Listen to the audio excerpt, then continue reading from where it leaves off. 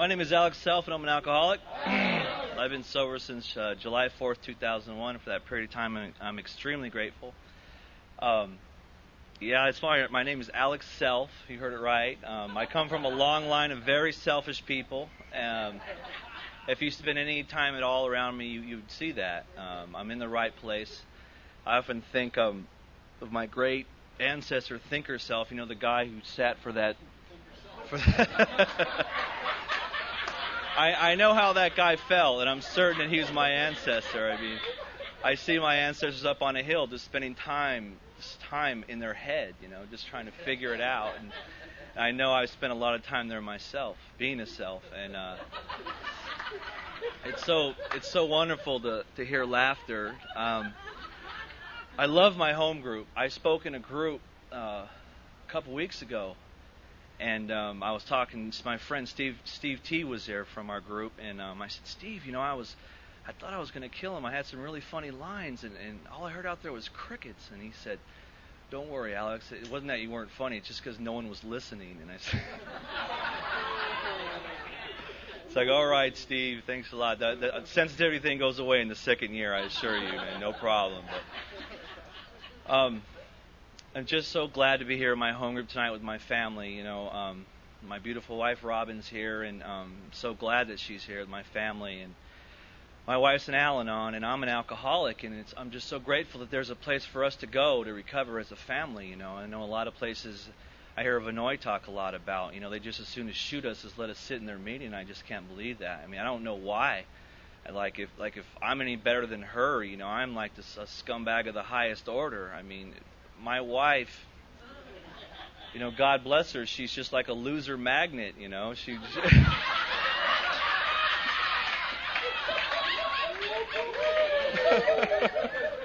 she can't help it, Her father was an alcoholic, her first husband's an alcoholic, and I'm an alcoholic. She just really knows how to pick them, I thank God that she's found some place where she can recover, and I never realized that her disease is as deadly as mine. I mean, I thought that it was like, I'm an alcoholic. My job is to think about me and what I'm doing, and she's an Al-Anon, and her job is to think about me and what I'm doing, and I couldn't figure out.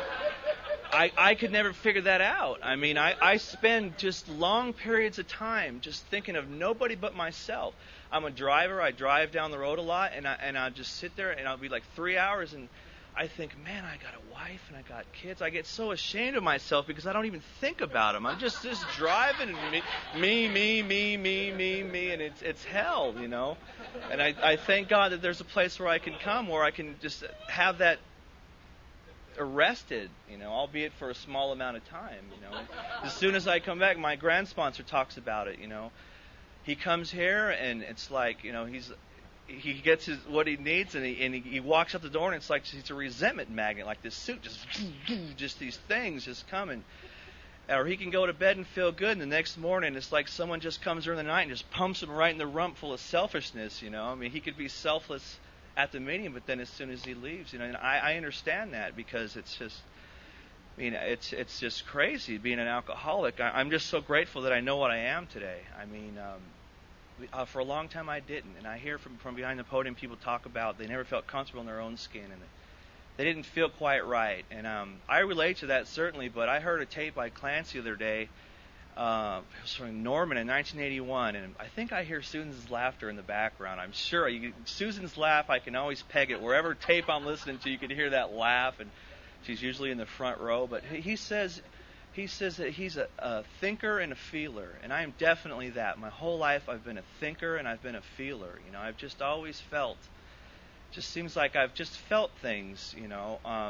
I've always put on this I don't know, it's like a suit of cockiness or confidence, and it's all just a facade because I'm a sensitive person, and I don't like people to know that I'm sensitive, but I truly am, and it's just little things, like, why did she look at me that way? I don't understand. She must hate my guts. I never even did anything to her. I don't know why she hates me.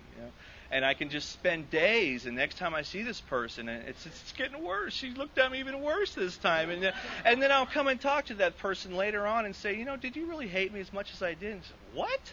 I didn't even know who you were to introduce yourself about 5 minutes ago, but I think that, it's always all about me, man. Everything's about me, and I certainly know that you guys understand that. But I'm supposed to tell you in a general way what it was like, what happened, and what it's like now.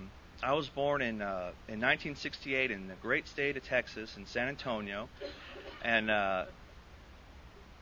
I spent about 5 minutes there and moved to Southern California. And I grew up about 20 minutes from Disneyland.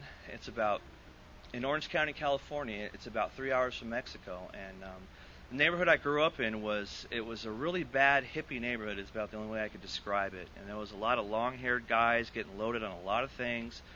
And I remember playing in the gutter in front of my house, and we played with hypodermic needles, like with squirt guns. Me and my brother would shoot each other, and that's just the kind of thing it was growing up. And we used to see a lot of things going on, just like bloodbaths. The junkies, the Larley brothers beating themselves over each other's heads with bicycles. It's my bike, no, it's your bike, and just ambulance coming. These guys just walking around, their eyes out of their socket. And I didn't know what. I guess that was alcoholism, and growing up, I didn't know that I had a brother named Mike who I knew was an alcoholic. I didn't know what an alcoholic was then, but this guy drank an awful lot of wine, and he sure smelled funny, He didn't even try the old mouthwash trick. He just drank and openly drank. He'd be these big gallons of Gallo wine, and he used to get in a lot of fights with my dad. And I remember my dad would, when we were little kids, he would say, like, he'd give me and my brother a lamp. He'd say, when Mike comes in, if he starts anything, I want you to hit him over the head with this lamp. My dad was really old when he had me. My dad was 65 years old when I was born. I was the last of God knows how many kids he had. I don't even know. My dad was married, I think, 6 or 8 times. He was born in 1904, so there's no records. My mom is this little, you might remember when my mom came, she's this little bitty Mexican lady. It's like my dad is like 6'4", 260. My mom's a little bitty Mexican lady. So I'm about as half-breed as they come. I'm like right down the middle. My dad's like John Wayne and my mom's Charo, and and out came Self, and I was the last kid born, and I don't know. I have my oldest sister. I went to go visit my father's grave around my birth. My mom came down, and I had a chance to make amends to my father. The only way I could was to write him a letter and put it on his grave, and I prayed. And I got to see my oldest sister's grave, and she died in like 1922, I think. She died of appendicitis before they even had a cure for appendicitis, or they didn't even know what to do about it. She had appendicitis. You died back then if you had it. And she'd probably be 80-something right now. My dad was 83 when he died, but I don't have really any complaints about growing up. I was very loved. I was my dad's favorite kid, and my mom was kind of like my brother was her favorite kid, and they loved us, and we had everything we could ever want. If the washing machine broke, they'd get a new one. The fridge broke, they'd get a new one. The car broke, they'd get a new one. There was always food in the fridge, and they loved us. We played Little League, and I went to school and got good grades, and things were looking up. I was actually, believe it or not, I had a lot of potential when I was a kid. I was kind of like I was the smartest, I was the dumbest kid in the smartest class. I just made it over the fringe where I could get into, the class with all the geeks, I'd be in class with like these kids, they were like Poindexters, and I felt like once again, I was just so cool. I was terrified because I wasn't as smart as these kids, but I could put on that facade of, at least, I might be able to get a girlfriend. What are you going to do, Frankenstein? You might be able to finish your test first, but but I was terrified. I was a fraud, and whenever I would try to get a chick, God forbid she would reject me because I would just go into just this pit of just self-pity, And that's just the way I lived my life when I was a little kid. There was always something wrong with me, and I never knew what it was. It just, like I said, I was a thinker and I was a feeler. I just seemed like everything I felt, I just like magnified, and I would just be in my head constantly, And I guess it was about, I don't remember when it was I had my first drink. I was probably about 12 years old, and I remember, so we just got some beer. and we got a 6-pack of Mickey's and a 6-pack of Killian's and all just a smorgasbord of this beer, and we just started drinking. And I don't remember exactly, like I said, the day or the night or whatever, but I remember drinking and just, I mean, it was like, man, I mean, why would anybody not want to do this? I mean, it's just, I took this drink and it's just all my worries just went away. You know, and all these girls I was afraid to talk to, I could talk to. And all the guys I was afraid of that, you know, I could just talk to. And we'd laugh and carry on into the night. And it was just like, I mean, I really relate to Bill's story. It's like I had arrived. I mean, I was a really young kid, but, and I remember my dad sitting me down, you know, before this, back up a little bit. I remember sitting down in our front yard after my brother Mike had ripped off our TV and split, you know, and him and my dad had gotten into a fight I didn't see, but he was kind of bloody and he had a broken hand. And I remember sitting down in our front yard and he made me promise him, you know, Alex, promise me that you'll never drink. And he said you'll never sniff glue is what he asked me to do. I still haven't sniffed glue yet. I guess that's the one thing I could say I haven't done. But I took that first drink, you know, and it just seemed like everything just fell into place. You know, I just wasn't nervous anymore. And I mean, I took to it just like, I mean, bam, I didn't just have a drink, and I hear people talk about, you know, then several years later I had a drink. I had a drink and just kept drinking, you know. I was drinking right away, like, it seemed like every weekend. You know, I'd go to school, and then I just kind of quit going to school. And then we would ditch school and drink and do all the other things. And I remember when I was in high school, we had really lofty aspirations as kids. You know, some kids are trying to figure out what college they're going to go to, or if they're going to be a professional this or that ball player, you know. And my goal for the day was to get $8.17. It was $5 for a nickel bag and $3.17 for a 12-pack of Schaefer beer. And that's what we did every day. We'd pull our school money together. We'd rip off money from the mom's slender purse, whatever it was, to get that $8.17 so we could get our groove on, you know. I mean, that's all we did. And from a very, very early age, before I was even 15 years old, I remember I was fully addicted to drugs and alcohol. I mean, that's what my neighbors did. That's what my brother did. That's my mom and dad. They didn't, but that's what we did. Everyone in our neighborhood did that. I don't know why anyone would not want to do that. I mean, from being a nervous wreck to just being, you know, in the in crowd. I mean, there was no choice for me. So I just went on and did this, and it just got worse, you know. And I remember I dropped out of high school. They quit telling me I had potential because I quit going to school altogether. I quit playing sports, and I ended up living in my mom's garage. I think I was about 16 or 17 years old, and I like to hear Scott Johnson talk about living in his mom's garage, you know. It was like a paradise for me. I had an old rug I put in there and threw my mattress on the floor and had a little TV in there, my own separate entrance, you know. I'd go get my stuff and hop the fence and go in my room and just sit in there and drink. And about this time I started working as a mover. I'm a furniture mover, and it was a great job for me because we could go and pack up people's stuff. And that we would just tell them things like, you know, we can't pack your alcohol. It's against the law. You can't transport it in a truck, you know. We'll be glad to take it with us. And I would just take home like gallons of vodka and just go to the garage, and I'd just sit in the garage and just, you know. And I like Brian, whatever, from Canyon Conference. That guy was so funny. I had my own pair of foddy shorts, you know, and I'd sit in there and put on the foddy shorts, and I would drink my vodka, just drinking straight vodka in there, and just entertain myself. You know, I had my dog. That's all I needed. Me and Bluto, my dog, you know. We sat in the garage, and then I got ripped, and Bluto would kind of look at me with that sideways dog look, you know, and I would just get hammered in there, and I would just surface. I'd go to work.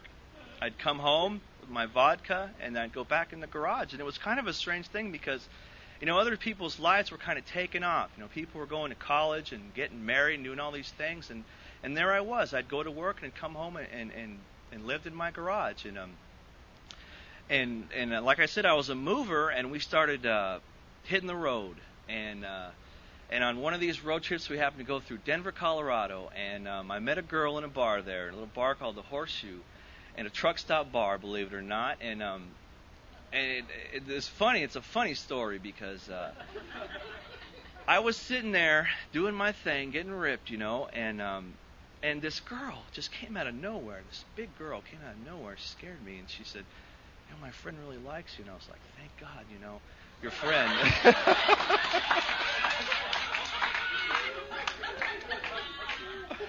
It was the scariest thing.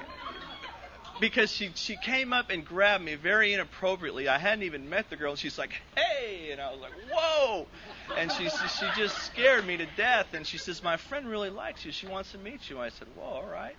I hadn't been with a girl. By this time, the girls, anything like that, I just wanted to get ripped. I could care less. The whole rejection thing, I didn't want to even deal with it. If you don't like me, well, guess what? I hate you even more. That was my thing. And she says, my friend really likes you, and she wants to meet you. And so she brought me over to Robin. And we sat and we talked, and I, she started asking me questions, and I started lying. And I remember she asked me, do you drink much? And I said, oh, no, just once in a while. And she said, well, do you do drugs? Oh, no, I never touched this stuff, And I was just lying my butt off, and we hit it off really well. And it it's funny thing, came to find out is I was the wrong guy. She liked my friend, and I guess her friend was drunk or something, and she came and got me. I was the wrong guy. And if this drunken woman had grabbed the right guy and brought her to Robin, you'd probably have a different speaker here tonight, because I probably wouldn't have met her. And I've been following around Robin for a long time, and so we hooked up, and I went to her house and stayed the night. I mean, couldn't believe such a good girl like her would be so forward like that, but we spent the night, and I took off and went back to California, and we just kept in contact. We were writing, and she had two little girls, or 3 and 4-year-old girls, and I remember the next day when she was driving me back to my friend's truck, and I remember sitting next to April, young April. She was like 3 or 4 years old, and I remember she was sitting next to me, and she looked at me, and then she looked at her mom, and she said, Mom, he stinks. And then she looked back up at me, and she looked at her mom, and she said, he really stinks. It was my first resentment against April, and she went and dropped me off at my truck, and I took off, and we corresponded. We wrote letters back and forth, and I remember one time, it wasn't too far after that, I had went on one of my sprees, which was a nightly occurrence. It's something it's just what I did. I mean, there was no room for anything else in my life but getting loaded. It's all I did, day in and day out. And one time I was particularly drunk one night and had to go get some of those outside issues, and I ended up buying a rock of self-pity off a cop, and I thought it was entrapment, but I couldn't prove it in a court of law, so they threw me in jail. And I remember writing to Robin and telling her, I don't know, for whatever reason, I think it was kind of maybe a bottom for me, and I was really going to change. And I told her, Robin, I'm in jail, and I lied to you all along. I'm a hopeless drug addict. I'm an alcoholic. I bought a rock off a cop, and I'm sitting in the slammer right now. And I remember, that was it. I was going to change my life at that moment. I started taking parenting classes in the jail, and I started going to AA meetings in there, and started writing her stuff like, we're going to do wonderful things, like go to museums and art shows, and all these things I wanted to do, but I could never get out of the dang garage to go do them, I had always fancied myself type of an intellectual, and I liked movies and the finer things in life, but I just couldn't get out of the garage to engage in any of the activities I wanted to. But sure enough, as soon as I got out of jail, there was a plane ticket waiting for me. Just Miss Robin sent me a plane ticket. It's like I guess she must have believed me or something. It's the strangest thing. And I had enough of California. California was just bad news for me. If I could just get out of that dang state and away from all them rotten drug addicts and alcoholics, and I can finally be this person I want to be. And so I moved to Denver, Colorado. And the sad thing about Denver, Colorado is they have all the same things they have in Orange County, California. And it didn't take me long at all to find out where all the bad things were. And I remember one night, it was New Year's Eve, and I so sad. we were out dancing, and she was so happy. We were drunk, and my mind was going. My mind, it's just a one-track mind. Once I take that first drink, I can't stop. And she didn't know anything about this, and she didn't know anything about me. And as soon as she took off to the bathroom, she did the fatal mistake of leaving her keys on the table. And she hit the bathroom, and I hit those keys, and bam, and I took off in her car, and went and found the things I was looking for. And poor Robin, she walked home, and I brought home. I remember bringing home this. I don't know whether it was a man or a woman. I just remember her name was Nene, and me and Nene came back.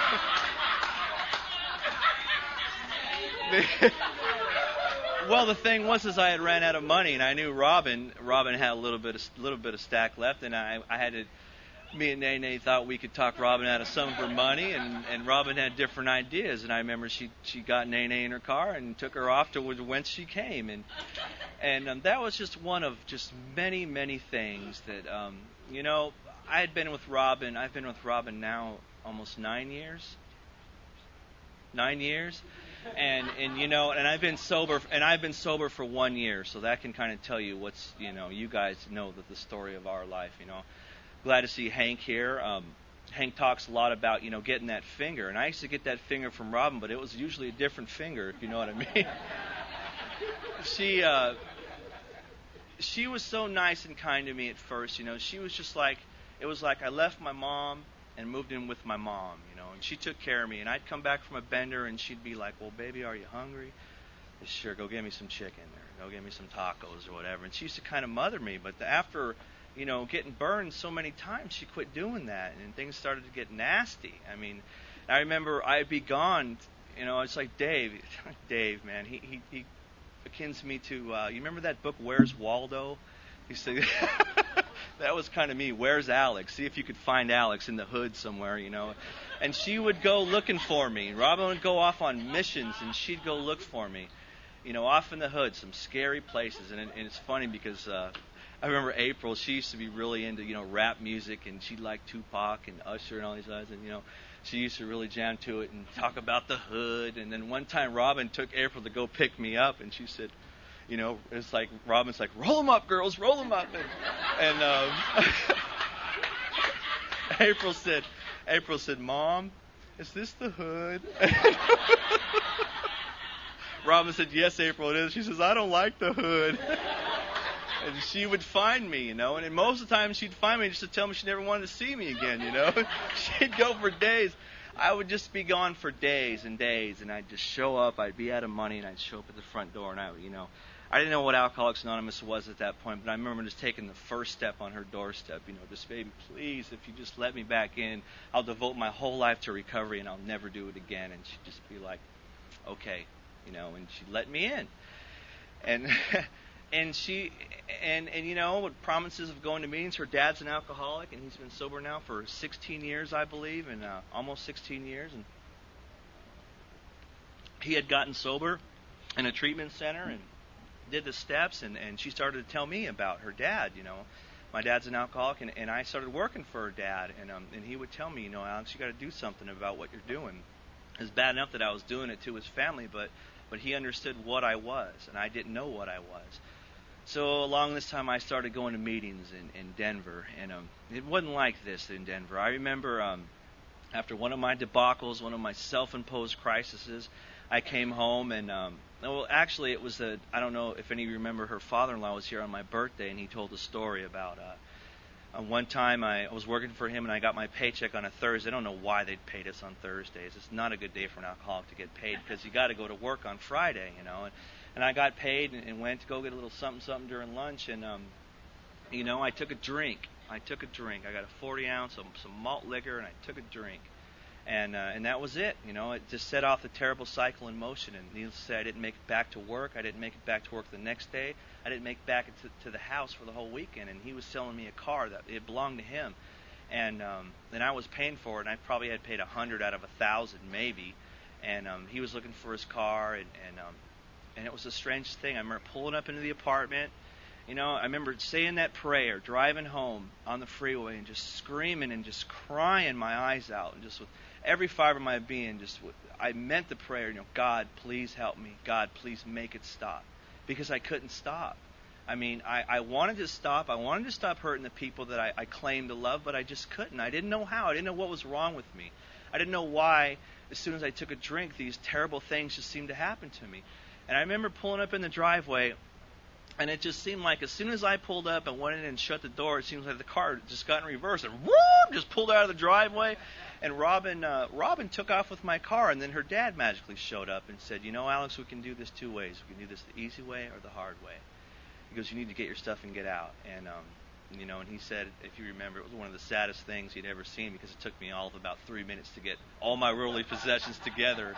And I'm walking down the street with the glad bag, like Mike calls his Irish luggage. I'm walking down the street. I guess with me it'd be my Mexican luggage down the street, And I made it around the corner to my friends, and I called Robin. I said, Robin, I'm tired of it. I want to stop. I'll go to a meeting.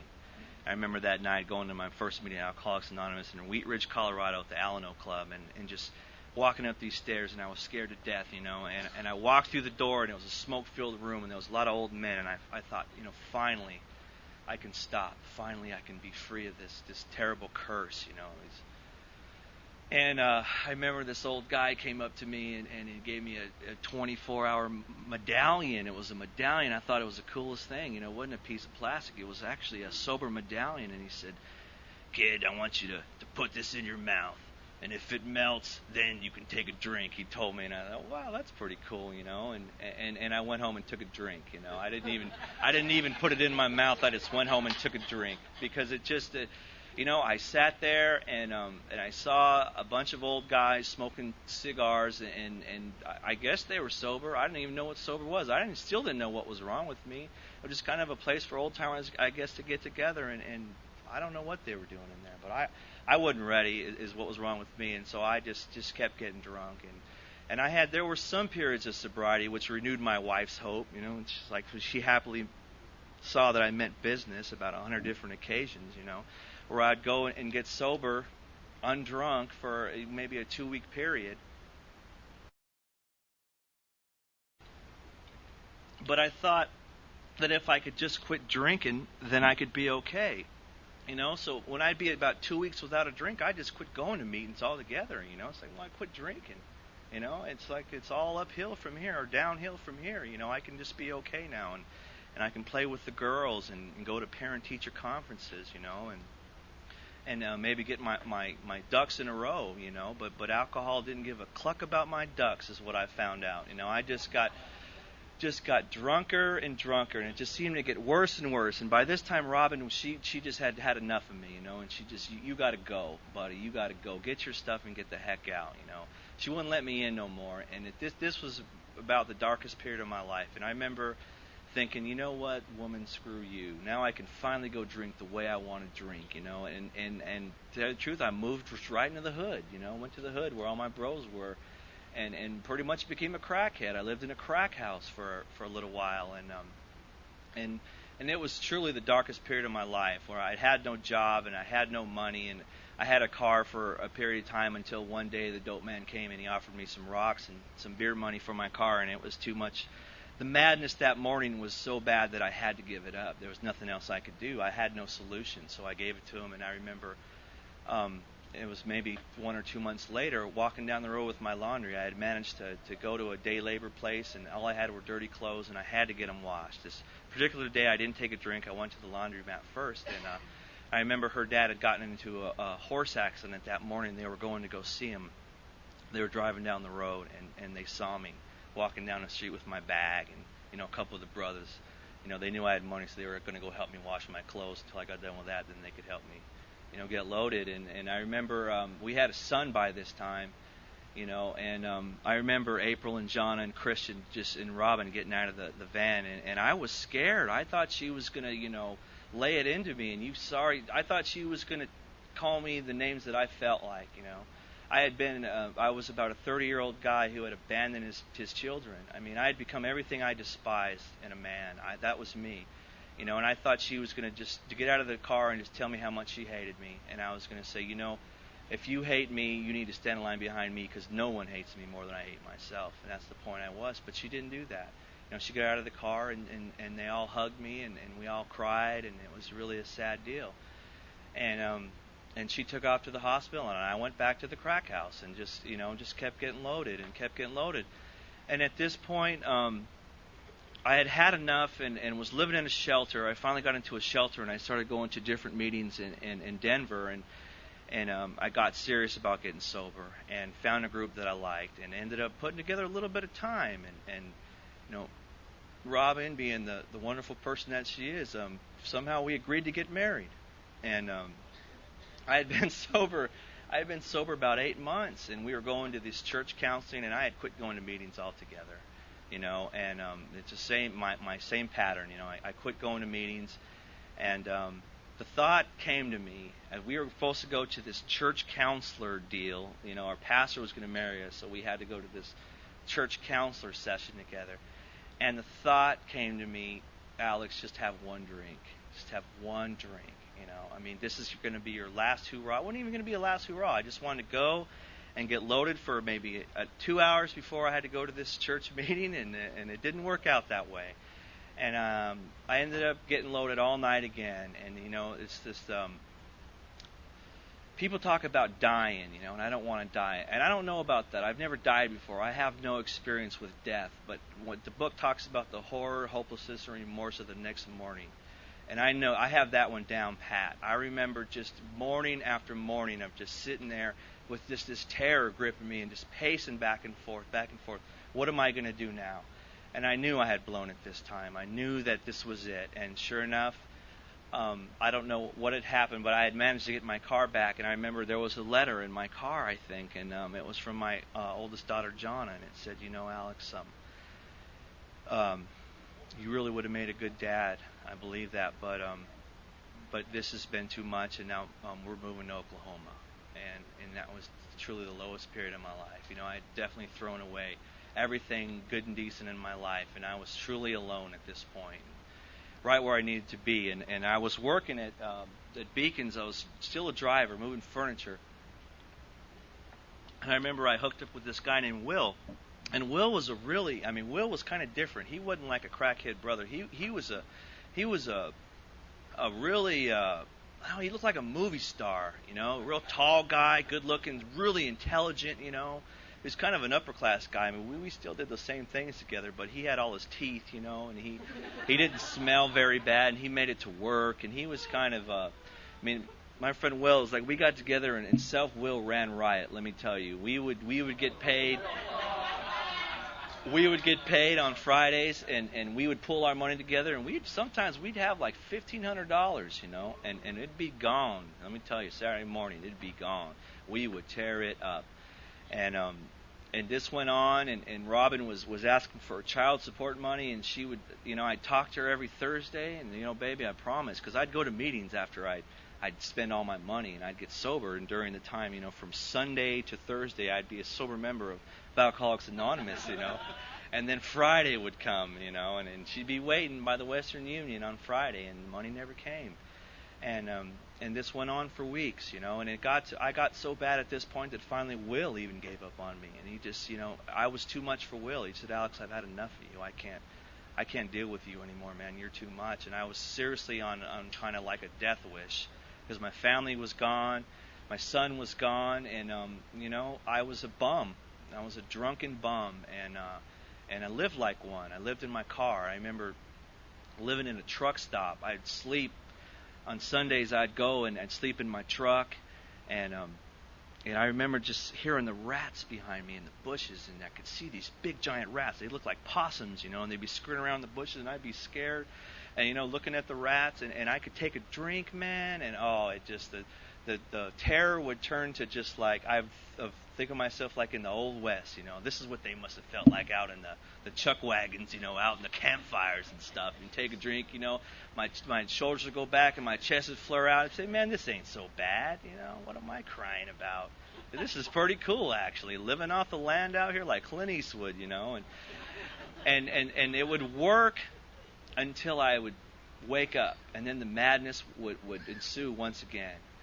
And my wife, my beautiful wife, Robin, I ended up sending her some money, and we got to talking, and I got a little bit of sobriety strung together, and she agreed to let me move to Oklahoma with her. And I can't explain it, but she let me move in one more time because this time for sure it was going to be different. And quit my job and came to Tulsa and had a little bit of money and helped her with the bills and moved in with her. And well, of course I wasn't supposed to move in with her. I was supposed to come and get my own apartment, but you know how that goes. It'd save more money if we just move in together, And we ended up finally getting married, and I strung together a couple of weeks of sobriety. And I remember going to a group down in Broken Arrow, and it was the same group. I don't know, maybe the same people in Wheat Ridge, Colorado had moved to Broken Arrow, but it was the same deal, And I went to this group, and there was, people in there would just talk about traffic on the BA and how bad it was, and what their boss did to them that morning. And I was just sitting there, and I used to love topic meetings, Anybody got a topic for today? And if you think, yeah, self-pity, or anger. I used to love to pick the topic, and talk about my self-pity for an hour. And I knew for a fact that if I didn't do something quick, if something didn't happen to me quick, it was just going to be California, Denver, all over again in Tulsa. And so I wasn't working. I was kind of looking for a job. And I remember opening up the phone book and calling all the moving agencies in the phone book. And I called the Mayflower agent in Broken Arrow, and I said, I'm a mover, I'm a driver, I need work, I just need some money, and you got anyone? They said, yeah. Actually, there's a lady who's moving in Broken Arrow tomorrow. Meet her, this is the address, meet the driver there. So I went to this house, and I remember seeing this girl walking from the house to the garage, and she had her car keys in her hand, and I saw on the car key a little sober medallion. And I said, wow. I said, are you a friend of Bill? And she said, yes, I'm a friend of Bill. And I said, well, how long you got? And she said, 3 years.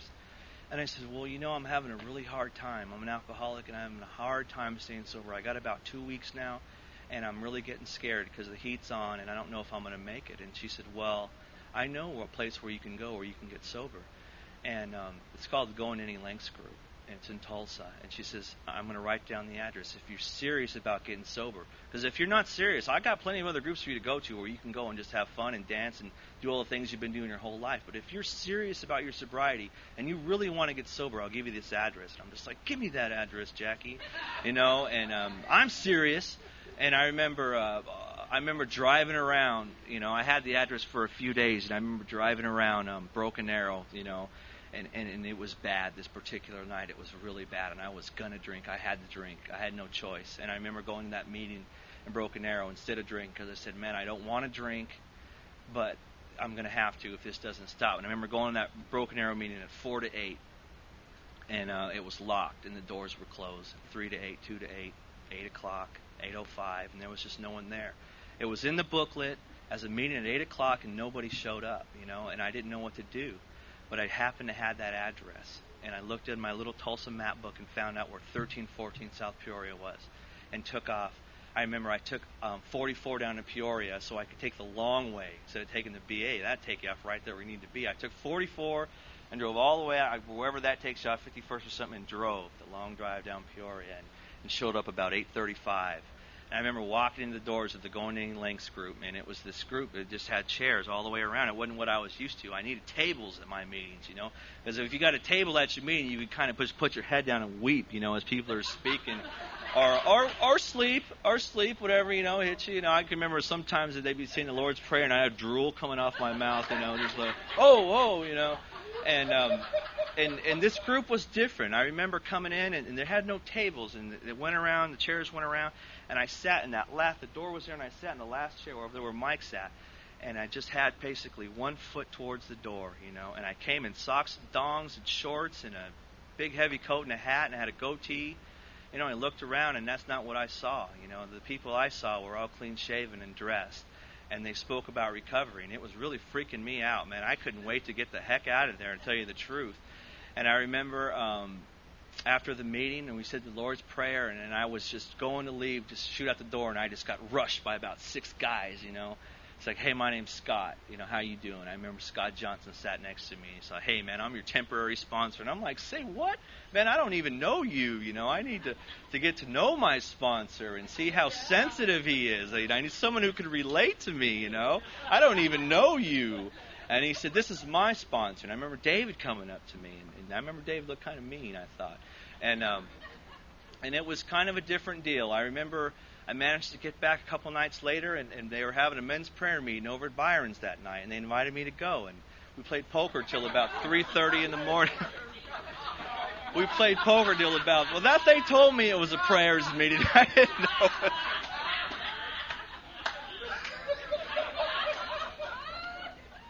I needed some spirituality in my life. But I remember Boston Mike was there, and Byron was there, and Mickey was there, and we ended up, I did something I had never done. I decided to try and be a part of something, because I knew if I didn't, there was going to be trouble. And I was going to lose everything I had once again. Throw it away. Not lose, throw it away. But we ended up playing poker till about 3:30 in the morning that night. And I thought, man, this is different, and these guys are all right. I remember Byron.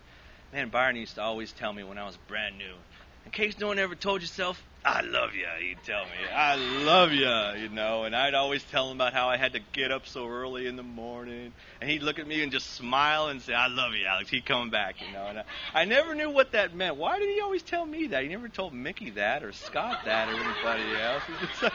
He loved me. And I remember going to a sponsorship meeting a couple nights after that. I remember Scott telling me, "Well, if you want me to be your sponsor, you'll be there." And once again, 8:30 came around. I showed up around 8:40, and walked in the door, and David asked me, "Well, what's your name?" And I told him, "What's your sobriety date?" "I don't know."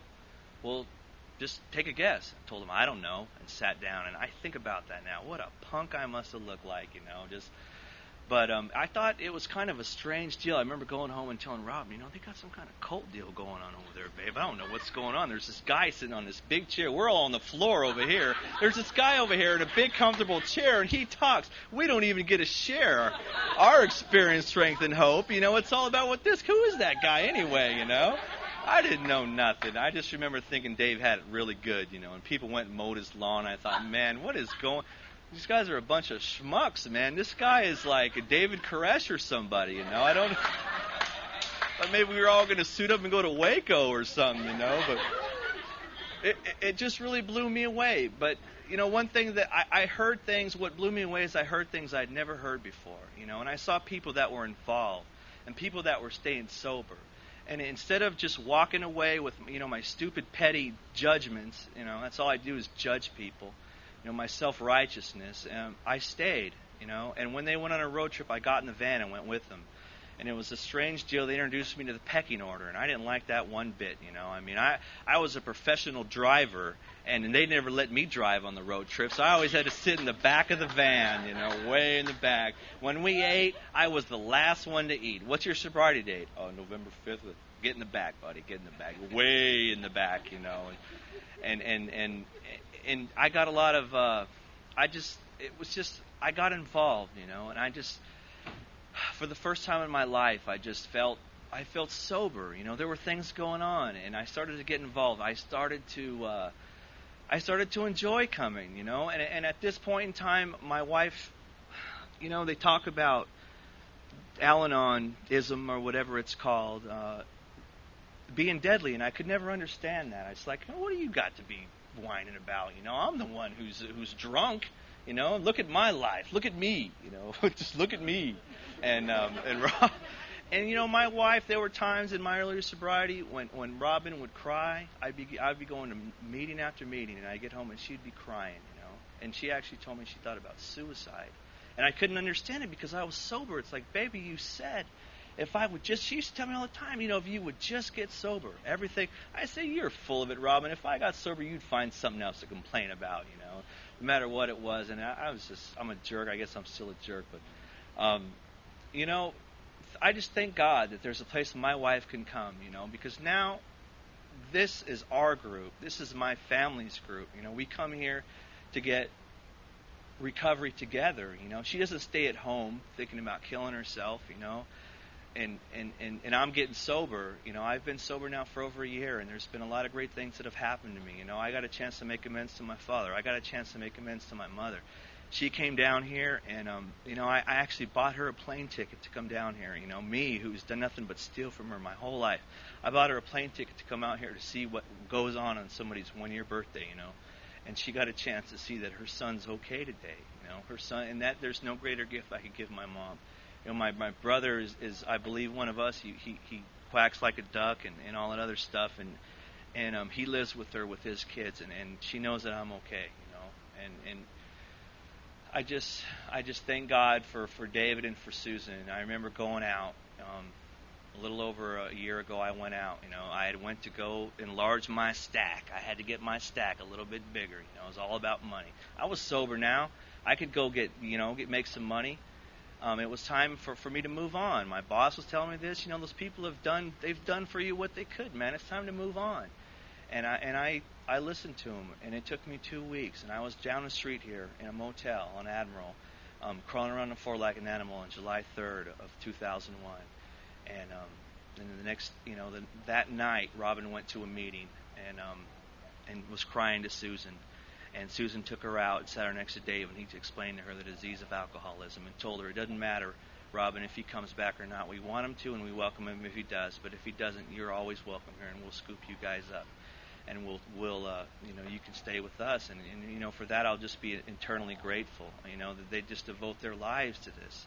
They give their lives for people like us, that we can come, and our life together was just, I can't describe the mess that our life was. There was no hope for my wife and me before we came here. There was nothing but